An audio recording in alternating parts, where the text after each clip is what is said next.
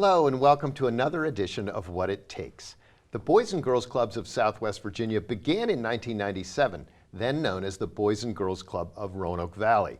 By 2018, they were serving over 850 club members in 5 locations covering Roanoke City, Franklin County, and Montgomery County. And today, as parents and schools navigate the difficult maze of finding affordable childcare, they've expanded services dramatically to reach even more kids. Joining me today to share what's going on with the clubs are Michelle Davis, CEO, and Rebekah Meadows, Director of Programs. Welcome to you both. Thank you so much. Michelle, just to help our readers who may not be familiar, can you talk a little bit about what the mission of the clubs are? Yeah, absolutely. So Boys and Girls Clubs as a national organization was founded over 160 years ago, one of the longest serving nonprofits in the United States. And our local Boys and Girls Club here, as you mentioned, has been operational for almost 25 years, but always with the same mission, which is to serve those youth who need us most and to help them become productive citizens. So looking at academics, healthy lifestyles, how to be a good citizen, how to give back to your community. Those are our 3 key pillars of youth development. And that's what we're working across this region to help provide to our students. That's great. And Rebekah, before we talk about the programs, because I know you're the Director of Programs, what led you into this kind of work? I'm always curious how people got where they are. Yeah, I knew from an early age I wanted to work with children. Went to college for elementary ed and then kind of started exploring what avenues that may be able to take me in other than kind of a general classroom position. So started doing some exploring, found the Boys and Girls Club online, loved that mission that Michelle was talking about, liked that it gave opportunities to be involved with kids and to focus on academics, but also have the opportunity to be involved in enrichment in their life in a much bigger way. And so that's how we got here. And Michelle, I know you've had a long career in Roanoke of doing lots of different things. How did you end up where you are now and certainly as CEO? Yeah, I was really lucky. Almost 5 years ago now, had a board member reach out to me and let me know that there was an opening at this organization, and had been involved in other nonprofits in the Valley, was serving on Roanoke City Council at the time. And on top of that, my formal education is actually in race and ethnic studies and American culture. And it was this kind of perfect moment where everything came together. I'm actually using, those books that you read in college that you then store and lug with you from apartment to house. They actually are applicable in my everyday job now, and it's just been a great opportunity for me in service to the community here of Roanoke. And when you talk about the diversity, my first exposure to the clubs here in town was working with a refugee family, and it was such your programs were such a godsend to them because they were trying to make a way here in the country, and yet these kids didn't, they weren't English speakers, or they were very rudimentary. They needed help in everything, and the clubs were really instrumental in that. Rebekah, as you look at the diversity of the community that you serve as the Director of Programs, how do you, design programming that really can meet the needs of such a wide variety of kids? Absolutely. And the first part of that is knowing those communities and being a part of them. As you just listed, we're in a lot of different places. And so in Southeast Roanoke, where we started, it looks very different than it looks in Eastern Montgomery County. And so the first step is getting to know those families and those children and then finding what resources they need. Right now we have a school that we're working with that we're working to hire an interpreter. We have a lot of Spanish-speaking students, and that is a key part of making our program accessible and beneficial to them and to their families, because we provide family education as well. And so it's just finding those specifics that help that group of children. And a lot of it's interfacing with the schools, I suppose. It is. You had asked how I ended up in this job, and when I sat down with the chairman of the board at the time, it was within the first 5 minutes that I recognized, even though Boys and Girls Clubs of America is a big national nonprofit, we are a federated model, which means we are a local 501c3. The money that we raise in this community goes directly back into this community. It doesn't go elsewhere. And that meant that we had the autonomy to serve our communities in the way in which they needed to be served. So like Rebekah hinted at, not every school, not every neighborhood has the exact same need. We saw, especially during COVID, some of our kids were harder hit with food insecurity and with hunger than others. Some didn't have access to high-speed internet to do virtual classroom, to do their virtual learning, and each community being different. It's really up to Rebekah as Director of Programs to have her ear to the ground and make sure that we have the staff in place and the programs in place to support those kids and those families in the way in which they need it most. One of the things in our communication as leading up to leading up to today, you made it clear that you wanted to talk a little bit about the core values of the clubs, and I don't know if that that's something that you have to be concerned with on a global level, and then you've got to be concerned with on a programming level. So talk a little bit about just what are the core values of the Boys and Girls Club? So it's interesting, we found in this region a lot of people don't know Boys and Girls Club. It's not a brand that is as recognizable here as it is in a lot of urban centers. And so we're really trying to get the word out about what we do. In the elevator pitch, we are an after school and summer program. So we provide kids with a safe place to be after school in that 2 to 6 time frame. People might call it childcare if you're looking at kind of our elementary students where kids are too young to be left home alone. But we also serve middle school and high school students, and it's certainly not childcare at that point. It is youth development, making sure that we're providing resources, opportunities, exposure to our kids who may not see anything other than themselves and their families and their school in their daily living. And so the core values, that you're asking about, really looking at academics, first and foremost, and it's one of the things that really sets us apart from any other after-school program. In our school-based sites, we hire teachers from those schools as tutors in our after-school program. So we know that students have that direct liaison back to their school day. We work on, tracking SOL scores when we can. We track certainly report cards when we can. We're looking at attendance of our students, making sure that we are good partners with that school, that we are providing the resources our families need to be productive in that environment, in that school environment. Providing snacks to all of our kids every single day, having backpacks to take home food on the weekends if there is food insecurity. I know we can talk later about COVID, but everything changed during COVID as well. Sure. And we were able to pivot really quickly and serve each community in the way they needed to be served. And Rebekah, because you all now serve not just Roanoke City, you're out there in Franklin County, Montgomery County, very different communities. As the programs are rolled out, how do they have to be adapted for the different sites that you offer? And maybe we can talk about where those sites are. Yeah, absolutely. So like you said, we have 4 locations in Montgomery County, 1 in Christiansburg, 3 that are in the eastern part, Shawsville, Elliston area. In Franklin County, we are right in Rocky Mount with 2 elementary programs. Just this week, we opened 3 programs in Salem, 2 programs in Roanoke County, 1 at Burlington and 1 at Vinton Baptist Church. And then we have our flagship in Southeast Roanoke. And so absolutely, when we start to plan those programs, the first thing we do is sit down with the leadership in that community, especially at a school-based site, and talk with principals, talk with central office folks, teachers, survey parents, and see what are the needs. What are the strengths of that community and those families, but what are the needs also? And so then we really create a program and adapt it based on that. And so there are things that we may offer at one site that aren't offered at another because they're not as needed. And then there are things like Michelle had talked about, like that academic success, and always a priority on safety and enrichment, and that's everywhere. Sure. It's always important, I think. Viewers want to know, people want to know, where do you, how is this program supported? Where do you get your funding? And is that a struggle? Talk a little bit about the finances behind the program. So we are locally financed. That means we receive very little. We receive some pass-through funding from Boys and Girls Clubs of America, but we're talking tens of thousands, not hundreds of thousands.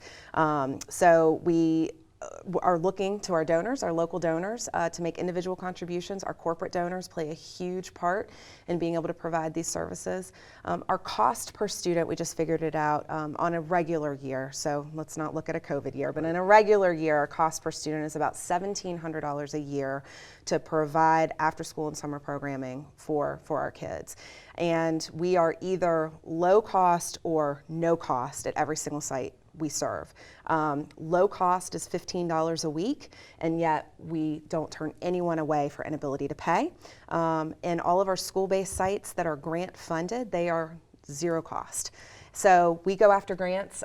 Internally, we are really blessed to have Rebekah Meadows sitting next to me, who is incredibly talented at writing our 21st Century grants. And so the majority of our school-based sites are funded through that 21st Century program, which is a 3-year grant. Now, that's a double-edged sword, because when people hear grant funding, they think, oh, they're all taken care of, they've got grant funding, except that that only provides us with 3 years of opportunity to serve in that community, and 3 years may not be enough. We don't ever want to go into a community and then leave just because the grant funding has run out, because we are looking at sustainable opportunities. And again, with our service from 1st grade all the way up through 12th grade, our goal is to be there for the lifespan of that child and to really be an integral part in middle school and career exploration, and in high school at looking at your post-high school opportunities, whether it be in a trade, whether it be in college, whether it be in the workforce, and helping our students graduate from high school with a plan for their future. So knowing that we're looking at the entire lifespan of our students, it's important that we take these 3-year grants, that we use those grants as seed funding to create sustainable programs in those communities, which requires a lot of local donations. Right, and so as behind every successful nonprofit is a good grant writer. So when you're telling the story of Boys and Girls Clubs, what are some things that make your life a little bit easier? Yeah, I think what really empowers us to tell a great story and show the great things that are happening is that everything we do is data backed. We're not making it up as we go. It's very intentional. And so that really helps show the impact we're having on kids. If it's showing, like Michelle said, that report card grade increases or SOL score increases, if it's showing the knowledge that a child has on healthy lifestyles and how that's grown over a year or a semester, if it's showing the number of times that they participate in a certain type of activity, all of that makes it so much easier to inspire people to help us through grants and through other means. And then also the stories about the children. To have, like you guys said, almost 25 years of experience with kids in this area, and to be able to share where those kids are now and the impact we're having on them. It's always helpful to have a couple rock stars among your For sure. alumni That's to right. make it happen. So we've hinted at it a little bit, but the elephant in the room in conversations about anybody who's providing any services at all right now is COVID. And the pandemic in general. And so before we talk about how your focus has changed and that sort of things, just I'm really interested in hearing the stories of people as it became clear. Think back to March 13th, March 10th, whatever day it was. I think it was the 13th when the governor came on, and it is etched in a lot of our minds. So what was it like for you at that time, and how did you quickly adjust what you were doing? Thanks for not using the word pivot. I did already use the word pivot one time. I have tried to erase that word out of my vocabulary since March of 2020. But we were really lucky. I have a board member who, about 3 days before the school shut down, so about March 10th, said to me, "What's your emergency plan?" And I said, "Our what? What's your emergency plan for COVID? This is happening." We had about 72 hours internally to put together exactly what our plan A, B, C, all the way through Z by now, was going to be in case schools shut down. And fortunately, 3 days later, when schools did shut down, we were able to take action using that plan. And I think that's one place where boards are so appreciated for the level of expertise they can provide. Looking out for Absolutely. you, right? But you're such a high-touch organization. That must have been difficult. It was awful. So when schools shut down on the 13th, we had to shut down to in-person service on that day as well. We weren't able to bring kids back into our building until July 1st is when we actually were able to open back up to in-person service with our kids in the traditional kind of format. However, our staff were absolutely incredible. We have one of the most dedicated teams of young people that are working for us. I say young people, and we've got people in all generations that work for us, but specifically, our administrative team, folks like Rebekah, Calvin Curry, our director of operations, everybody pitched in and said, what can we do?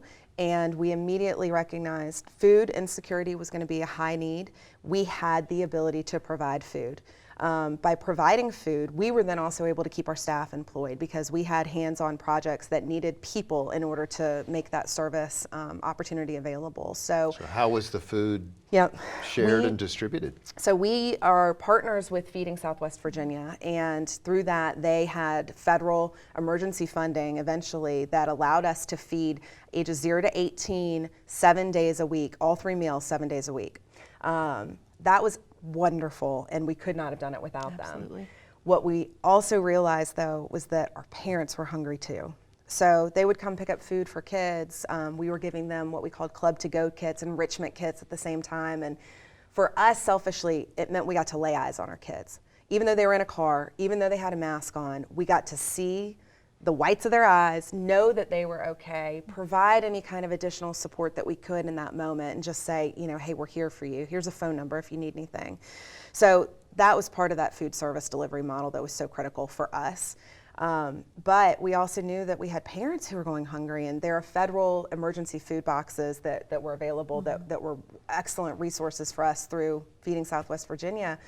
But we really everybody needed their spirits lifted. We wanted to be able to provide hot meals for our families, something that, maybe you would have gone out for on a treat, as a treat for your family, that now people weren't able to do that anymore.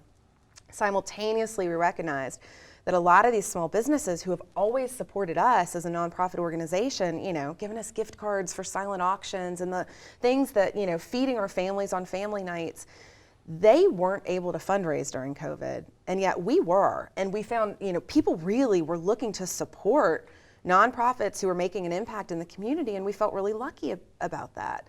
So we started a program called Take Out Hunger in partnership with United Way of the Roanoke Valley and with the Community Foundation serving Western Virginia. And so our 3 organizations came together. We raised $86,000 in 7 weeks, and we were able to serve over 12,000 meals. 100% of the money that was raised went directly to purchase meals from local restaurants. We had and some of those were really good restaurants, yeah, right? They were. I saw that Lucky in downtown Yep. Roanoke, which is one of the finer restaurants in town, was making food for your students. Rebekah, did you hear anything from those parents and students, like when they saw that food? Yeah. They could not believe it. They were so excited. They were so grateful.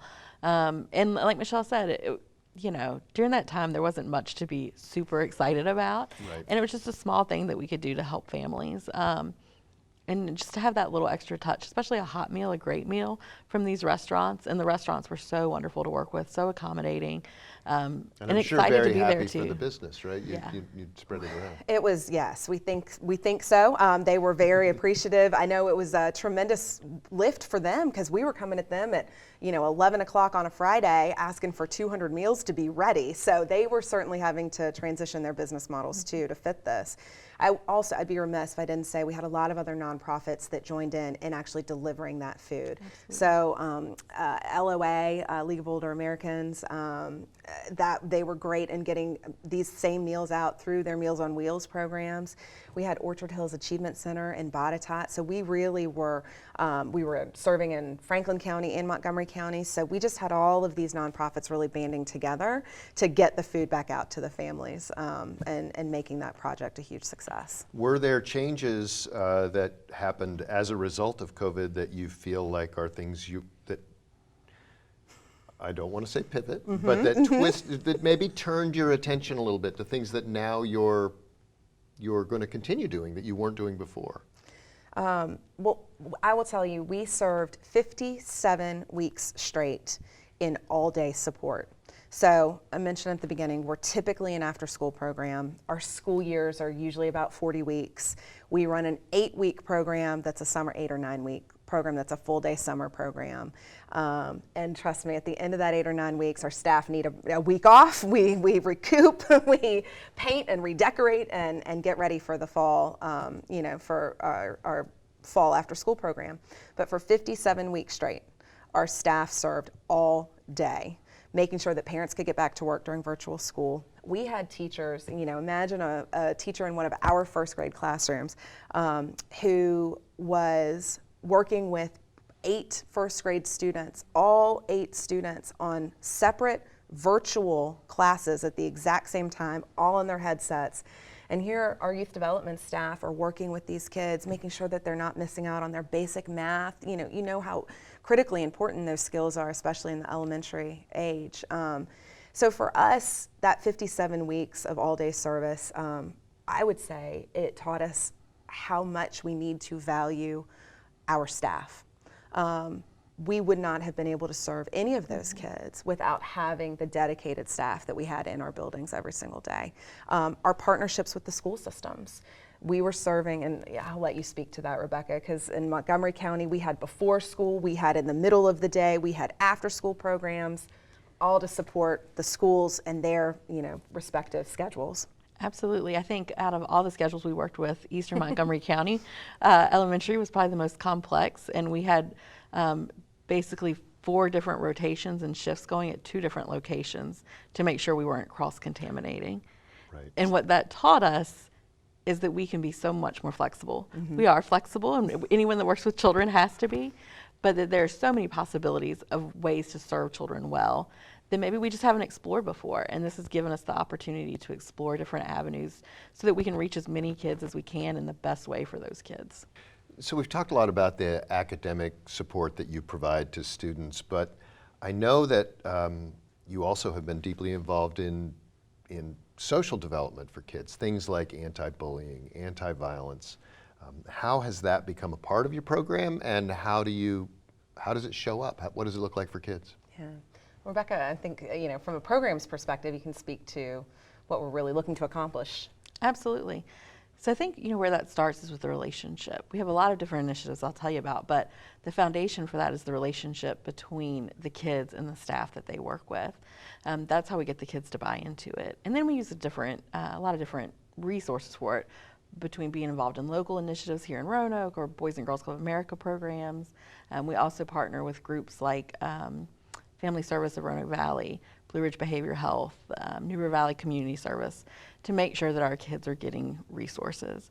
Yeah, we tend to look at our kids and know that the school systems are really overwhelmed right now. And so we've got, these schools and teachers who are trying really hard to get everybody caught up from COVID, and yet what can we do to support the social, emotional development of our kids? Making sure that they have those de-escalation techniques that we just don't necessarily see the schools being able to put as much time into that. And there's still, we still have counselors in schools, and everybody is working really hard to try and tackle this problem. I think we are a really key component in reinforcing that outside of the school day, and then introducing additional concepts that, as Rebekah said earlier, are data-backed and evidence-based. We have programs through Boys and Girls Clubs of America that we run either at elementary school, they're age appropriate, right, middle school or high school, teaching kids how to support those around you, whether it be in your community, whether it be in your classroom, teaching them some of those deep breathing exercises, Sure. right? Stop, take a breath, and relax Exactly. before you respond. Yep, right? understanding, their brain, how the brain functions, and our kids are old enough to really pick up on those concepts. Right. And so we try and make sure that we're reinforcing that at the club and teaching new techniques when we can. In America right now, in the Roanoke Valley right now, labor it's tight. Mm-hmm. It's hard to find people. tell me a little bit about your process for making sure you have staffing in all these places. So with the newest grant awards, we had 64 open positions that needed to be filled within 1 month. Department of Education gives us 1 month to get our programs up and running from the announcement of the grant award. And we didn't get all 64 filled, but we did get enough filled that we have 1 lead staff and 1 part-time staff in every site. So that enables us to serve 10 kids from day one. So we, as of the beginning of October, have all 12 of our sites up and running and staffed at a minimum level. As we continue to add staff, then we'll be able to add more kids to those programs. And it's important that for us that people know that we really value our part-time staff. It's an opportunity to launch a career, and Rebekah is a perfect example of that. Started with us right out of college and has worked her way up into director of programs. There are opportunities with Boys and Girls Clubs of America, even from right here in Roanoke, where youth development is a career that has tremendous opportunity, great reward personally, knowing that you're making an impact in so many kids' lives every single day. And we're trying to be competitive, making sure that we're paying $13 an hour for our starting wages. We are looking at getting that up to $15 an hour as quickly as we can, as our organization is able to support that, and really taking care of those part-time staff because they're critical to our mission. On behalf of all of us here at Blue Ridge PBS and Echo, thank you for watching. If you'd like to share this program with someone who might benefit from the many services offered by Boys and Girls Club, remember that you can find us online and on demand at blueridgepbs.org/echo. Thanks again.